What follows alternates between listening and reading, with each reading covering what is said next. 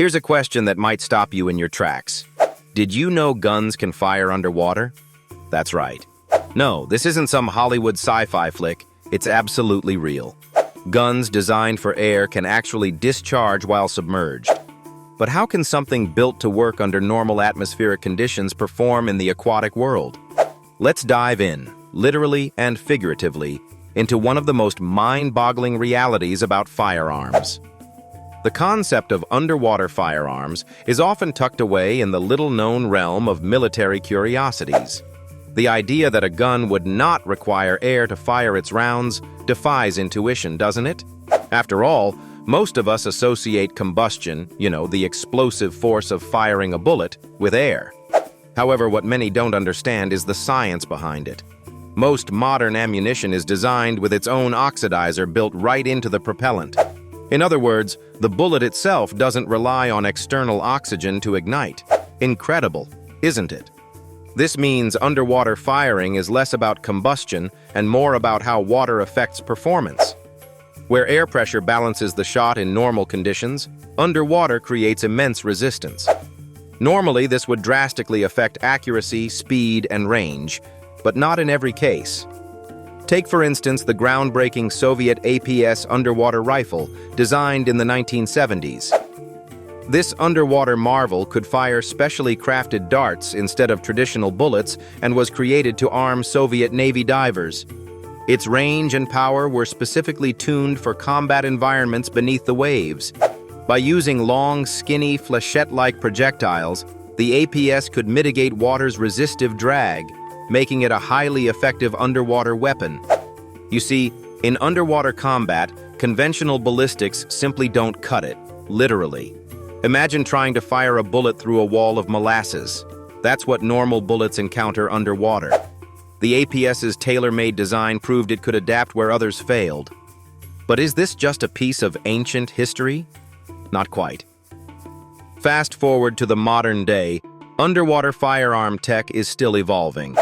Take the Heckler & Koch P11, which appeared in the 1970s.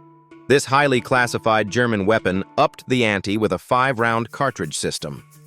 Designed for special forces units like combat divers, the P11 could be reloaded, unlike older single-shot underwater devices.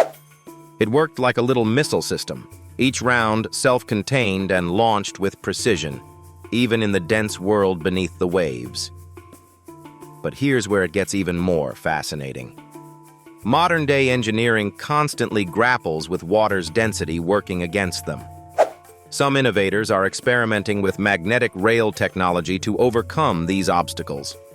Railguns, while mostly still experimental, look to change the game. Imagine underwater firearms with unprecedented force and pinpoint precision. By now, you might be wondering, outside of military contexts, could underwater guns be practical for everyday civilians? For things like self-defense? Well, it's complicated.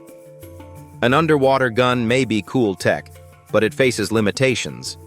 Its maximum effective range is often severely reduced, usually hovering around a few meters depending on factors like depth and water density.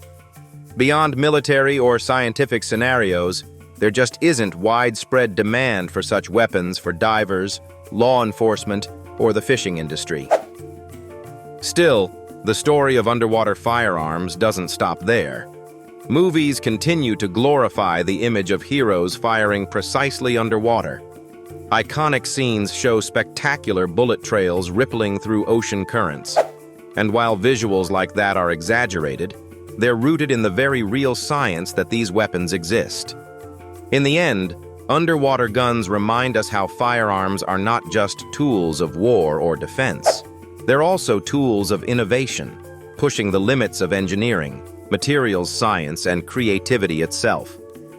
Each design, from the APS to the P11, answered one very human question: what if? What if we could fight, rescue, or simply survive in environments we were never meant to inhabit? Every breakthrough tells a story about the lengths humanity will go to adapt.